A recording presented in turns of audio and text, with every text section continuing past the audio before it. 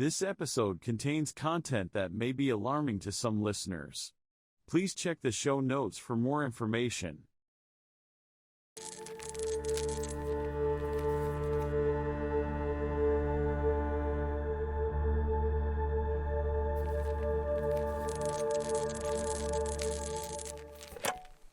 Hey everybody, my name is Patti Negri. Happy Halloween, and here is one of my two spookiest ghost stories. Okay, and it takes place right in my house. Oh, no it doesn't. It takes place right in my neighborhood, really close to my house. I live in the Hollywood Hills. I live in one of those old, the first movie enclave, 1920s, where all the stars were moving in the 1920s. And right around the corner, there was a house built by Charlie Chaplin, for one of his many girlfriends, actually, for Mary Astor. He built a lot of houses in the area, a lot of apartments. He was a popular guy. But he built this house for Mary Astor, who was a silent film star of the day. It was a crazy party house. The 20s, 30s, 40s, whatever parties were in the day, it was a crazy party house, which in my long experience in the paranormal can bring in a lot of dark stuff. In the 1960s, the Rolling Stones manager bought it, so the Rolling Stones stayed there, the Mamas and Papas, Graham Parsons, all sorts of big personality, big energy people lived there or stayed there. And when they moved out, the person who invented the real-life sex doll moved in. For a while, house was a little too scary for him as well.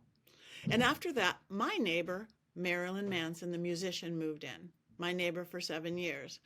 And it actually got too scary for him eventually. So we were doing a seance in this house. They were doing a documentary called The Mary Astor House about this crazy haunted house in the Hollywood Hills, and how people just couldn't stay there, and how it drew in these creative, chaotic, sometimes dark people.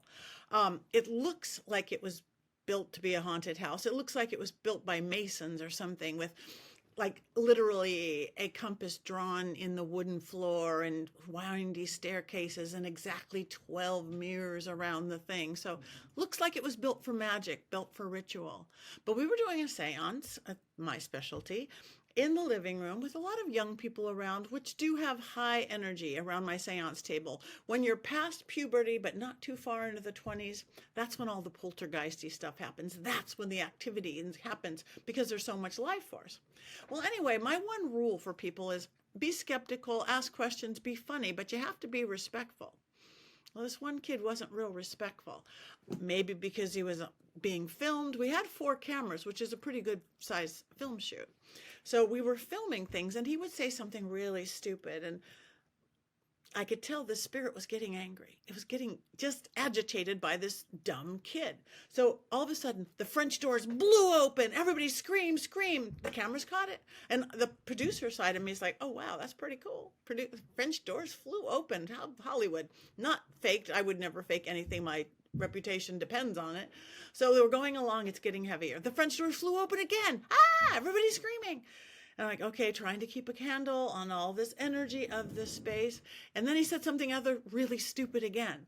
And the speaker on the floor by an old phonograph came on. White noise, sounded just like a ghost meter. Everybody's screaming and looking at that. Happened twice. We looked later, it wasn't even plugged in. We're getting deeper and deeper into the seance. I'm feeling heavier and heavier energy taking over the whole room, the whole space. And all of a sudden, he said something really stupid again, and not him, but one of the cameramen facing him literally burst into flames. Yep, like a V up his back, like angel wings of fire up his back. Insane. He was not standing in front of a fireplace. He was not standing in front of a candle. 2 cameras actually caught it. One camera started filming the ceiling or the floor. You do test the metal of a camera person by a small room with a lot of people bursting into flames. And the poor cameraman was wondering why everybody was screaming and pointing at him as his camera was pointing against the way where his back was engulfed in flames. His shirt burnt off him so fast, like it was a synthetic, like it was a nylon or a polyester or something, but it was a cotton. It should not have burned off that fast. As I, cool witch medium Patti that I am, became medic Patti, of which I am. I'm an EMT. I'm certified. I'm like, drop and roll, drop and roll. And I'm like, oh my God, this is not okay. I'm shutting down the seance. I've never stopped filming. No one bursts into flames. No spontaneous combustion on my watch. Scared to death. This poor guy, blistering. And I just shut it down. But the guy who caught on fire was a skeptic and was so intrigued that he actually caught on fire. Spontaneous combustion, just like the movie Spinal Tap. He's like, no, I'm okay. I'm okay. The shirt that burned off, he said, I have a sweater. I'll put a sweater on as I'm looking at the blistering. I'm like, I don't know about this. I talked to the ghost. I talked to the spirit, not a demon. I think demons get way too much credit. It was just a cranky, big theatrical ghost. And talked to him. It's like, okay, you can't do that anymore. We're just trying to communicate. We're just shooting a film here. And the kid who caused all of this was no longer going to be a problem because he was like scared to death. And the choir boy in the corner is like, okay, you're okay. So we finished the seance. All sorts of crazy stuff happened. A glass flew out of the cupboard from afar. They actually still tried to push the cameraman off a cliff where the house sat, but we got through it. But the craziest part of this is 3 weeks later, the cameraman who caught on fire showed me his back where the blistering had been.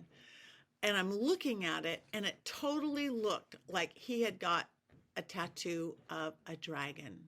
Open mouth, sharp teeth, winged head into the shape of a serpent.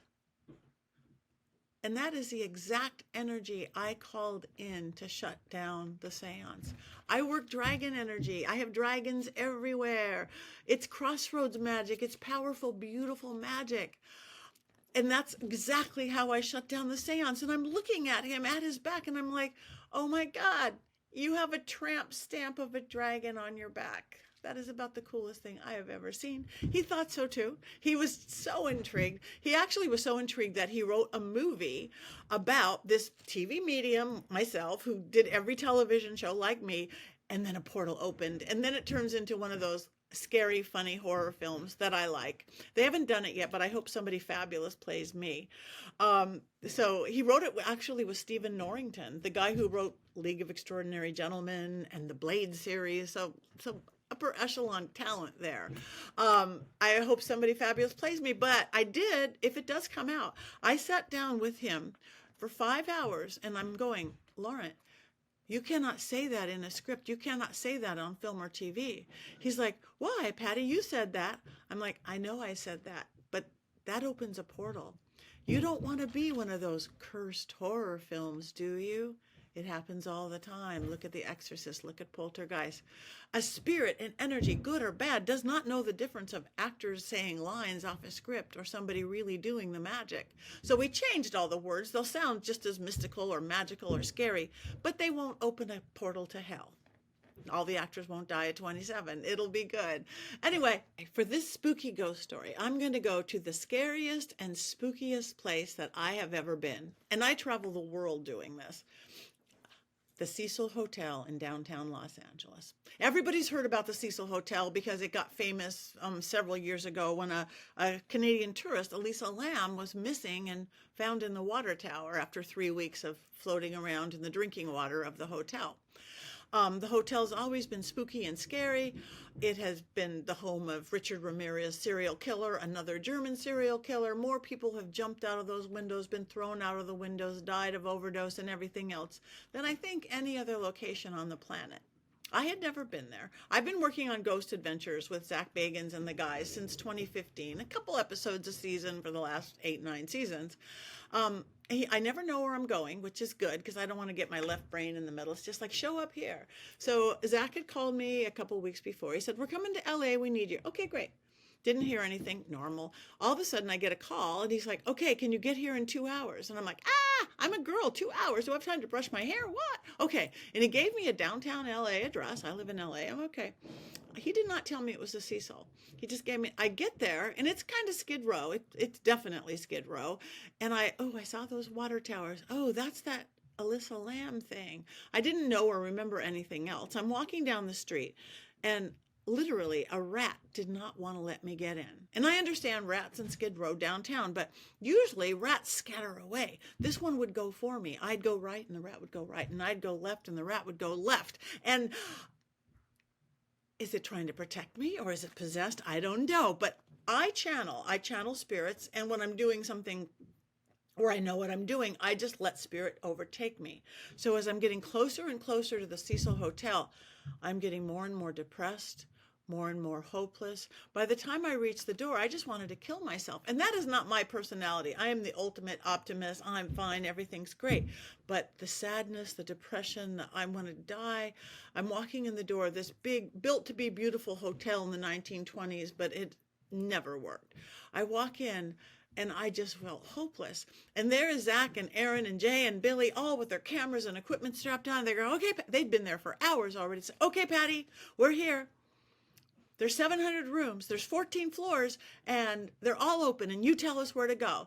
And I'm just like, I just want to kill myself. Okay, so I'm walking them towards the umbrella, and I just don't want, oh my gosh, 700 rooms, how do I pick? I got into the elevator. Oh, there's that elevator, the Alyssa Lamb, that weird, was she playing that Korean game? I don't know. The paranoia that she held. I pushed the floor. We went to a floor. I walk in a door. I walk in and I'm so sad. I'm like, I just got to get out of here. I'm in a trance state. So if you don't do trance state, which most of you don't, think of it just when you're going into a dream or coming out of a dream, you're kind of awake, but not really awake. And I'm just like, I got to get out of here. It's a crowd. And I walk over to a window and I'm opening the window. I'm just thinking, I just think I'm opening the window. All of a sudden, Zach Bagans is yelling at me. He's like, Patty, what are you doing? Close that window. Why are you opening the window? Close the window. And I, in my trance dreamy state, I'm like, why is he yelling at me? Zach never yells at me. That's so weird. And I'm opening the window and he's like, sit down now. And I'm like, okay. And I sit down. Wave with their fancy equipment. They had a SLS camera with the spirit dancing on top of me, that green stick, making me open the window. And I sat down, and little beknownst to me, out of the 700 room option, I led them directly to a room where someone had jumped out that exact window. And they were kind of fearful that I was going to do the same thing. So we left that room immediately. I'm like, wow, that's weird. So I led them right to another room that I didn't know, 700 choices. And all of a sudden I felt like I was being attacked. Like I was just I don't know how to get out of here. I don't know what to do. Oh my gosh, this panic, this terror. And I'm holding myself like an 8-year-old who's got to go pee, actually. And I'm holding myself tight. And he's like, I'm being attacked. He's like, where are you being attacked? And the part of me, still conscious Patty, is kind of going, oh gosh, how do you say that body part on TV? And I'm like, I don't know what I said, lady parts or female parts. Out of the 700 rooms, or 699 left, I had led them to a room that this poor woman had been raped and murdered, who lived there, a sweet woman who fed the birds every day. And of my second room, that's where I led them. So that is the scariest, darkest place I've ever been. And I've probably been there more than anybody. I've been there with my TFIL overnight crew, Elton and Corey. I just did a CW show there. The craziest thing that happened to me at the Cecil, though, actually was with Elton and Corey and the overnight crew. I was in the hallway. I was channeling again. And I do kind of rock as a spirit takes over me. So hard, though, that somebody had to put their hand behind my head. And I thought I was chattering away. I mean, I could tell I was kind of, not in my full mind, the person I was channeling. And I was chattering. All they heard was gibberish, which is unusual for me. All they heard was just gibberish. And Corey Scherrer, who's actually really intuitive, and I've been working with him for a couple of years now, he goes, we should play that backwards. So later, they played my gibberish backwards, and I was talking English backwards. I can't even spell backwards. That is crazy. I could not do that if you paid me $1 million. Even like if I ever got pulled over for like drunk driving and do your alphabet backwards, like I have not been drinking, but I can't do my alphabet. Take me in, because I'm so anti-dyslexic. For me to spell even my last name backwards, I'd have to think about it. And to be doing full sentences backwards, that's the spirit world. In my experience, everything is backwards in the spirit world. So don't move into the Cecil. That's my first advice. Happy Halloween, everybody.